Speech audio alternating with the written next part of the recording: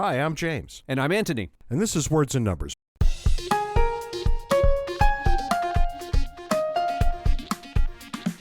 Words and Numbers brought to you by no one. It is brought by no one. We should be getting that corporate sponsorship we keep talking about.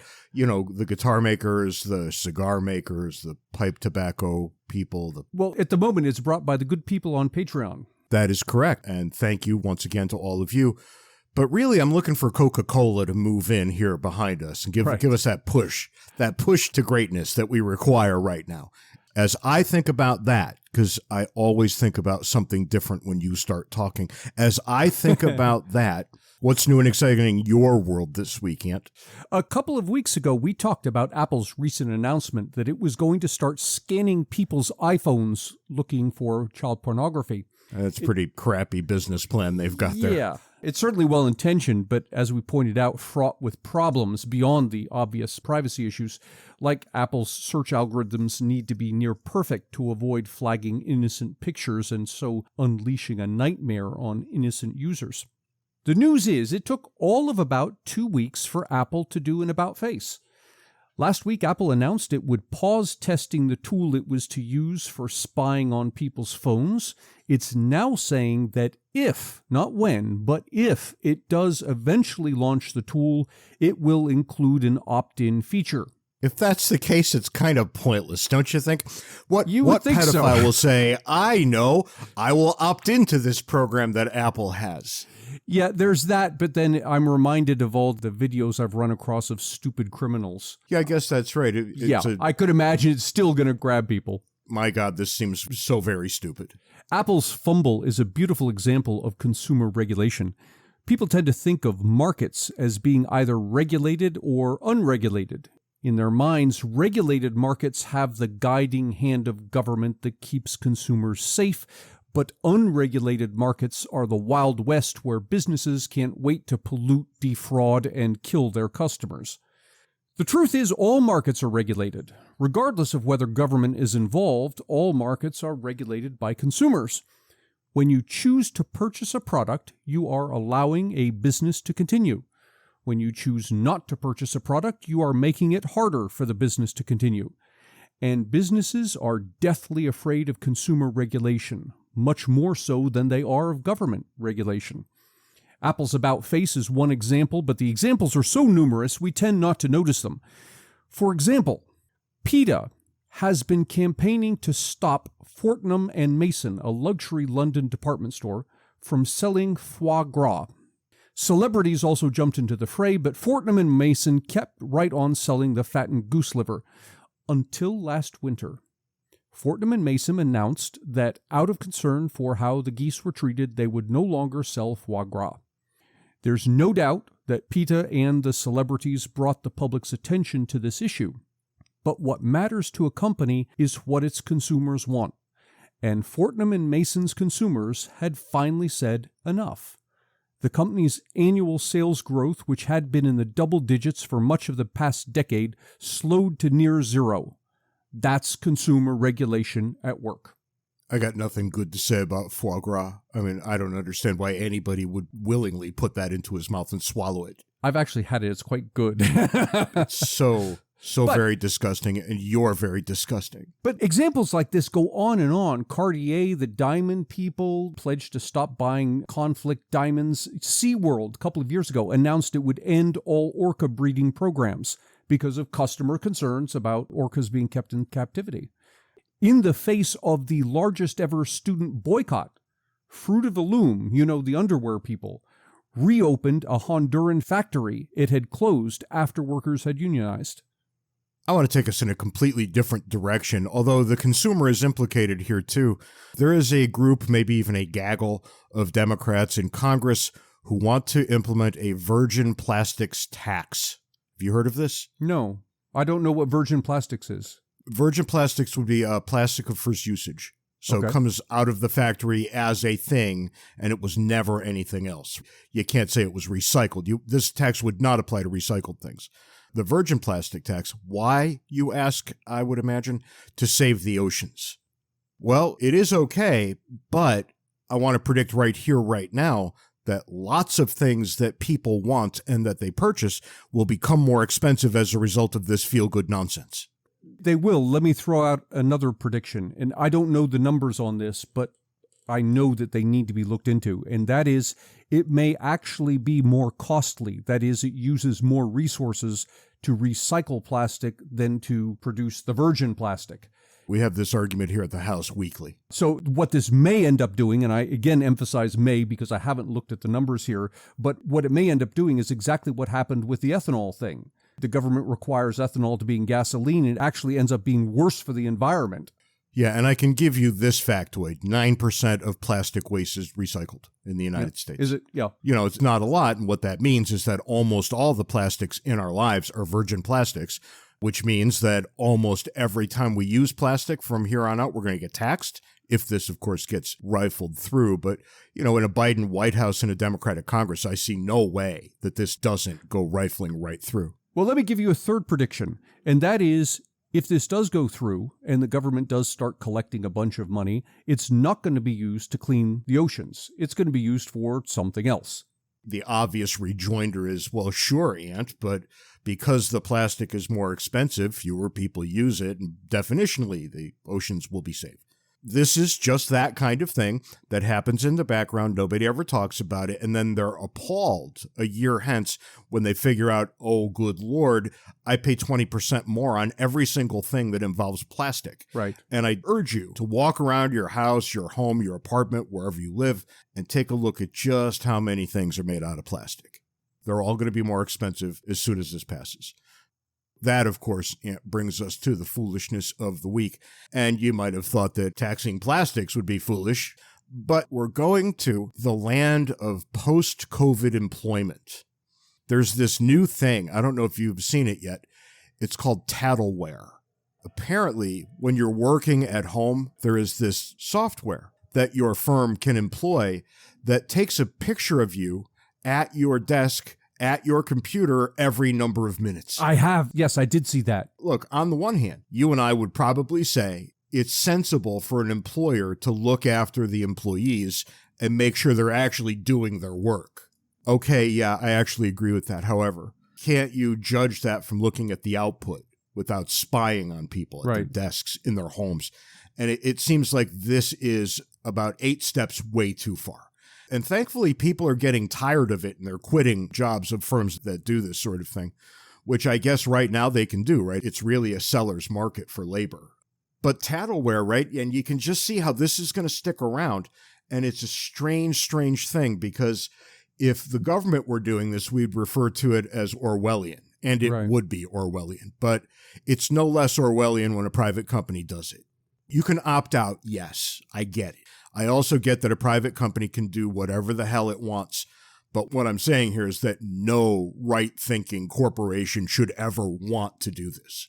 I can't help but wonder how much of this sort of nonsense is middle-level managers desperately trying to make themselves relevant. That's always a problem. You and I talk about this from time to time. It's pretty clear to both of us that efficiency in the workforce, right? Workplace output, these sorts of things, not what you would probably want in a perfect world, right? You would want people showing up to work, working 8 solid hours, being very productive, and then going home. And that's not at all the reality of the American workplace. The reality is that people show up, they have coffee and donuts for a while, they go to their respective cubicles or offices, they do 20 minutes worth of work, they have 3 absolutely meaningless meetings, then they go to lunch, and then they're back, and it's another meeting, and maybe an hour's worth of work, and then, okay, it's 3:30, no point in getting started on anything new. Right. Let's just coast to the finish line. Most people, as far as I can tell, do about 3 hours worth of work in a full-time 8-hour day. That sounds about right. I don't know anybody who would tell me that that's not right. And look, I'm talking about the averages here. I'm not talking about coal miners breaking their backs every minute of every day. You can see the difference, and I can see where the hate mail's coming. Nonetheless, right, the standard office job that people aspire to have for most of their young lives. Good Lord, we have March Madness every year, and people sit at their desks watching basketball games, and output never falls. So let's face it, output's about 3 hours a day. And I'm fine with that. I don't know that I would run my company like that, but, you know, you got no choice if you got no choice. And I don't think tattleware is the answer. but I will leave a link in the show notes for everybody to get their own perspective on this thorny matter. To get more Ant and James, buy a copy of our excellent book, Cooperation and Coercion. You can find the paper and electronic versions on Amazon and the audio version on Audible. We're supposed to be talking about taxes today, and that's, generally speaking, one of the topics that we often get to that gets me all agitated. Yeah, it's either gets you agitated or bores you. Well, yeah, that's exactly correct, isn't it? I share those sentiments. And look, I got to say to a lot of people who are listening right now, taxation is not theft. It is a lot of other things, none of which we want. Take a minute and expound on that. There is a cost, and you know this, everybody knows this. There's a cost to living inside of any group. And notice, we don't create society. Society emerges. When society emerges, there's going to be more than a couple of things that need to be funded in order to have a pretty decent life. And many people say, I never consented to that, so I'm not paying for it. But that's not how consent works. You either consent to the whole thing, and this is true of every single philosopher that wanted to talk about the state of nature. If you say, I'm not willing to do this to pay, well, you got to get out. You don't consent to individual things when you're governed. You consent to the government itself. And if you've consented and there's a constitution and it clearly lists something that needs to be paid for, I don't know, like the United States Constitution does, well, you're going to have to pay it. Now, you have a right to a jury trial. It's in the Bill of Rights. Well, that just doesn't happen for nothing. That's not like a picnic that explodes in your backyard. That's actually a serious charge. You need a serious court. You need a public building to house the court. You need a public employee, a judge. You probably need a bunch of other support employees. And before you know it, this is a little pricey. Well, now, people are going to come back, as they have to me when I've said similar words, and say something like, well, yeah, but you could have a private court system. There are examples of that. You can get into arbitration right now, right, in many places. And power to you if it works. You don't want to have a private court hearing certain kinds of cases. We also have an army and a navy, and we can quibble about how big they should be, how powerful they should be. But the fact that every nation in the world since time immemorial has had some version of this probably indicates that you're not going to get rid of your version of this anytime soon, which means it's a collective benefit, so we all pay for it. The end. Just because you don't like what it was used for doesn't mean it was theft. You can make theoretical arguments that we could privatize everything, but the fact of the matter is that's never been done before. And if it hasn't been done before, that tells me as an economist there's some reason. Now, that's not to say it won't happen in the future, but it hasn't happened so far. So if you want to talk about human beings as they exist right now, in the types of societies as they exist right now, you're going to have government. And I hate saying those words, but that's the case. Aristotle, Thomas Jefferson, and I all commend you, Anthony, for coming to this understanding. It's the correct one. Now, there are times when taxation in certain forms is absolutely theft. And right now I'm thinking about how civil asset forfeiture works. Because I just saw another story last night about a guy driving down the road in a pickup, and the police took $87,000 of his dollars. Because they just couldn't imagine why he might have them in his truck as he drove down the road. There's a correct response to that, and it's none of your business. You go back to being a cop, and I'll go back to being a guy who drives a pickup truck. None of your business.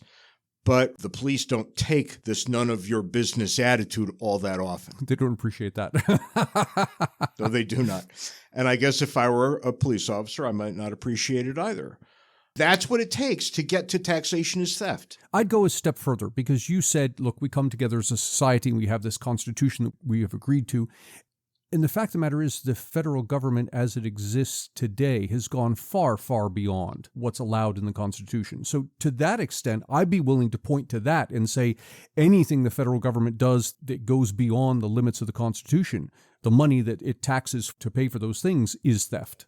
Well, you might be okay with that, and you well know, at least if you pay attention to the lectures I give in public all the time, that if we were to stick to the spending scheme under the Constitution as it was construed, let's say 1800 or so, you're going to pay about 2% of GDP. That's right. That's about what the Constitution Now, cost. You'll be paying a lot more at the state level. Sure, but that's not what we're talking about, right?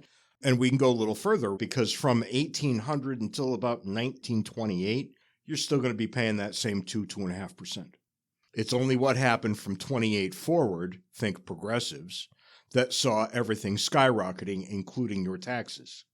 We do charge you more now. It runs about 30%.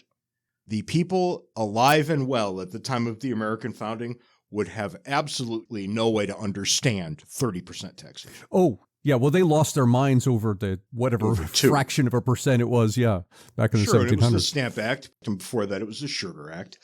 And yeah, they got all kinds of pissed off over it. The Sugar Act is my favorite because it was a tax reduction. Yeah, right. I say this all the time, and people look at me like cows in the field. I could hear their eyes moistening as they blink looking at me. But what had happened is that the Sugar Act of 1733 had become such a non-starter. Nobody paid any attention to it, that the customs guys just used to let sugar come in and out. They would take a little bribe, and that was great. The English in 1763 decided, well, what we should really do is get people to pay the sugar tax, and, well, how better than to lower it? So they lowered the sugar tax, at which point the colonists lost their minds, saying, this is unfair, it's a violation. So here's where you know that Americans have always been just a little shifty about paying taxes. I get it, and I'm okay with it, but let's not sloganize the entire thing. Every tax is not theft. And this goes to the question that I think is maybe unanswerable, but it's the important question. What do we owe each other? And we could spend a couple of episodes just talking about that. Well, look, Ed, I think you can answer that question, and I've asked enough people what their answer to that question is, and from where I sit, I have been in every single income quintile. From low to high, I have experienced the joys and defeats of each one of these categories. And trust me, the low ones suck real hard, and those high ones, they're pretty great until you got to think about taxes. Right.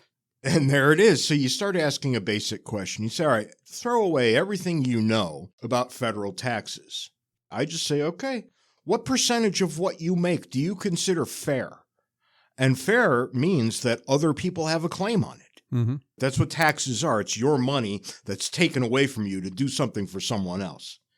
I get the same answer every time. It's 20%. 20% is the correct answer.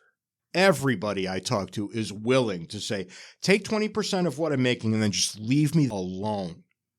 They're not thrilled with the 20%, but it's better than that nonsense that they have to do now, filling out 100 forms to figure out what they finally owe. As a matter of fact, Aunt, 20% is more than most of them are paying. And it's not just filling out the forms. It's every 4 years when the new guy comes in wondering, is this guy going to raise my taxes? Because there's no acknowledged upper limit. No, there is not. What we want to talk about today is something in economics we call tax incidence. It answers the question, who ultimately pays a tax? I'll give you an analogy here. You give your kid $10 to go to the movies. And the kid walks up to the ticket counter, hands over the $10, receives a ticket. Who paid for the ticket? And you got two things here. On the one hand, the kid handed over the $10, but on the other hand, the $10 came from you. So in one sense, the kid paid for it, but really it was your money. Ultimately, you paid for it.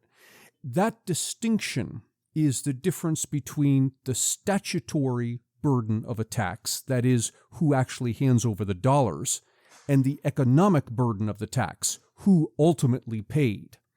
What we care about as economists, what everybody should care about, is the economic burden. The statutory burden doesn't matter. Government can say it's collecting the tax from whoever, but what really matters is who pays it. And I'll give you an example here, and this is something that a lot of people are unaware of, and they're shocked when I tell them. By law, Social Security tax is split. It's 12.4% total. 6.2% comes out of the employee's paycheck. 6.2% the employer pays on behalf of the worker. And people look at that and say, well, that's fair. The worker pays half, the employer pays half. Except... I have an objection. What's your objection? That I, as a worker, paid for that whole thing. Well, that's the interesting thing. Statutorily, it's split that way because that's from whom the government actually takes the dollars. But who pays it? Yeah, but I could have made that 6.2% if they didn't get it sucked away. That's the question.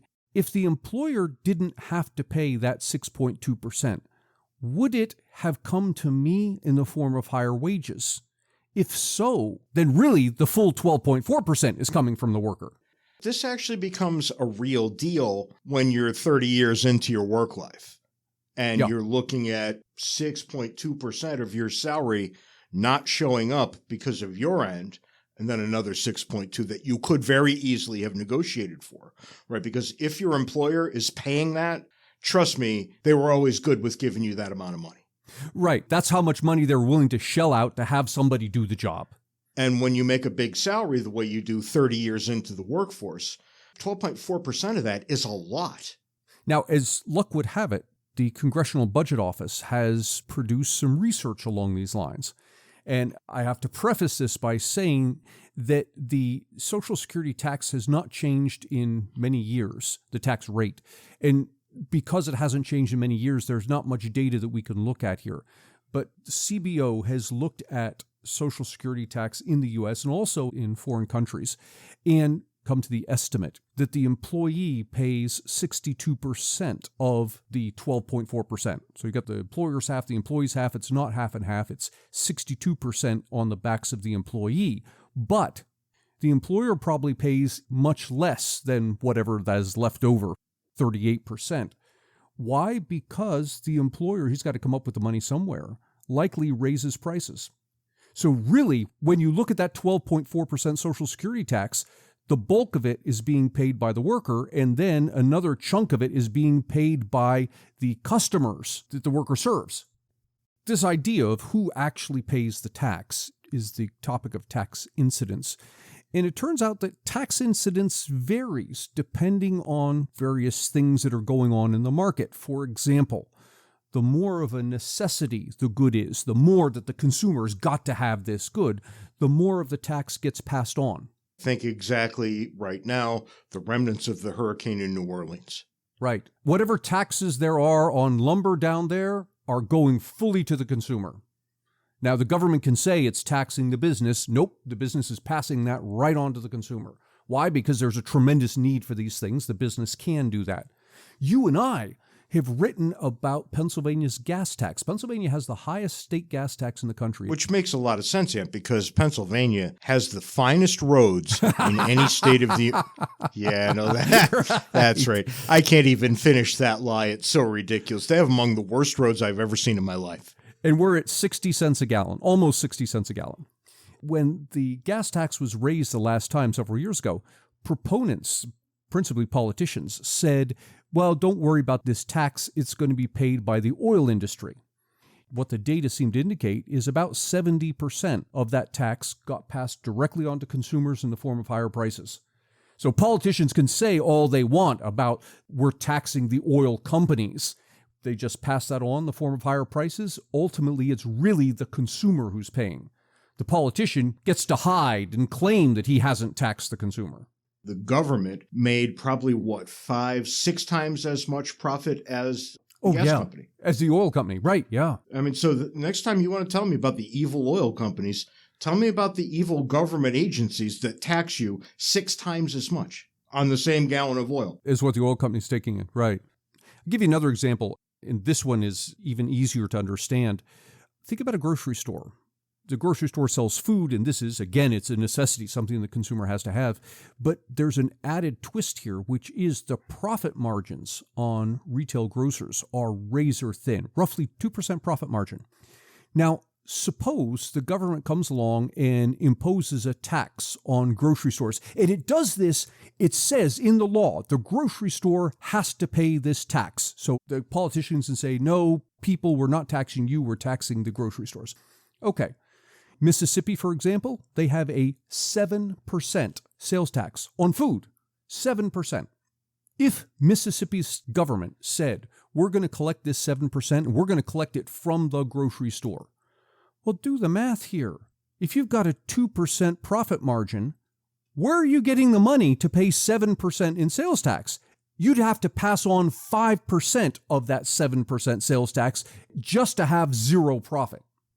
So clearly, the economic burden here, the tax incidence, is falling on the consumer. It doesn't matter what politicians say about who they're collecting the tax from. It turns out the government has no control over who ultimately pays the tax. Zero. It doesn't matter what the law says. The market is going to sort out who pays the tax. Let me give you another example that goes in the other direction. Imagine a retailer who sells diamond jewelry. The typical profit margin here is above 40%. I think it's like 42% on average. And consumers regard this diamond jewelry as a luxury. So we got these two things at play. On the one hand, there's a tremendous cushion that's 40% profit margin. On the other, we're talking about a good that consumers don't have to have. This is a luxury. If the government comes along and imposed a tax, not on the retailer, but on the consumer. So if the government said, as George Bush the First did years ago, this diamond jewelry, this is an expensive thing, we're going to impose a tax on it, and you consumers, you who buy diamond jewelry, you have to pay 10% of its value in taxes. What's the jewelry retailer going to do? He's going to drop the price of the diamond jewelry by 10%. To absorb that tax himself. So again, we have the government saying, well, we're taxing the consumers. It's not the consumer who ultimately pays in this example. It's the jeweler. And how do I know this is what would happen? Because that's what we saw happen. When Bush the First instituted his tax on the rich, he taxed the luxury diamond tax. Jewelry. Yeah, the luxury tax. He taxed yachts, things that rich people would buy. It was principally the businesses that went under as a result. But going back to Bush, this was an interesting case. And this was like in the 90s, I think. Prior to Bush's luxury tax, the U.S. was a net exporter of yachts. Because of the luxury tax, we became a net importer. If you can't make a profit given the tax, you're going to stop building. It decimated the yacht industry in this country. It also decimated the small aircraft industry in this country. Same thing. There was a tax on private airplanes. Politicians look at these things as if there are never ramifications. And the ramifications are so simple to see that children could tell you what's going to happen next. It's really just a logic game at that point. And children have great logic. You tell them, look, if this gets more expensive, what's going to happen? And they'll all look at you and say, well, you'll get less of it. Right. Yeah, imagine that. It just doesn't take a genius to figure out. When my children were young, and I mean really young, like 3 to 6 or 7, I was shocked at how correct their intuitive economic worldview was. Oh, I see this all the time. Yeah, with young children, they get it. They generally had it right. Now, there are some things they couldn't fathom, but the things they could, they got right. And you start to realize that they get educated away from knowing, which is the greatest sin of all. And it's not just economics. Their sense of justice tends to be pretty spot on. I always tell people that if you want to learn about what justice is, stay as far away from philosophy professors as you can. Right. And go watch kids on a schoolyard playing a game, because those kids will know exactly what fair is. Yeah. The professor will always have a doubt. Every young person knows exactly what's fair and exactly what isn't. And it's so obvious that when there's a tough case, all of the young people come together and vote on it together, like a jury almost. And it's always overwhelmingly clear what the sentiment is. So no matter what you're looking for, you're going to find it. If you're looking for children knowing about justice, about economics, they're pretty good. It's just the adults that ruin it for them down the road. And that's kind of heartening to think about, that there's something fundamentally true about these things, that we seem to be born with this knowledge. I could be generous here and say, well, the problem is that politicians are just stupid, but I don't think that's the case. I think it's the case that politicians are perfectly well aware that they have no control over who ultimately pays a tax, and they make use of this by saying all sorts of things like, elect me and I'll force those rich people over there to pay for your education, knowing full well that what actually is going to come down the pike at the end may be you paying for your education. You're just not aware that that's what's happening. If you want to look at something expensive and how we're going to pay for it, that lands on the backs of the middle class every single time, because it has to. Where it lands is on the future generations. Well, them too. We've reached a point here where politicians just won't raise taxes anymore. It's much easier just to borrow. And what does that mean? That means the future generations are going to have to pay. Yeah, I don't know what I think about that assertion, right? Probably because at the age of 54, I took out a 30-year mortgage. Now, I think we should all probably recognize what's going to happen here. I don't think I'm going to get that one paid off. But where do the payments fall? Well, they fall on me now and on the family later. Human things are just never as simple as partisans want to admit. And they certainly don't fit into 10-second sound bites. The conclusion that we want to draw here with the taxes would be something like, what's fair? What percentage would everybody say, okay, that's pretty fair, and then pay that without any complaining? And 20% is almost always the answer. If that's the case, I can make things really fair because I've just dismantled the entire industry of putting your taxes together. Because if you want to pay a 20% flat tax, multiply your income times 0.2 and you're done. And you put the politicians' feet to the fire because now they can't promise things that we can't afford. If someone wants to give me X, they're going to have to argue to somebody else that we got to take something away because all we get's 20%. That's all the time we've got on Words and Numbers. Be sure to follow us on the Twitter. Join our Words and Numbers Backstage Facebook group where the conversation continues. If you would like to send me interesting things, drop me a line. I'll tell you what my address is. Just leave Ant right out of it. And please, for a week or so, send us no email. It really piles up and it's getting kind of bothersome.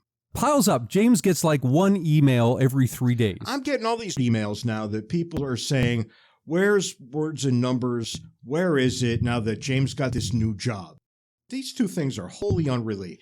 We should take a moment to say that Words and Numbers, how should I want to say this? Oh, no. Allow me. Go ahead.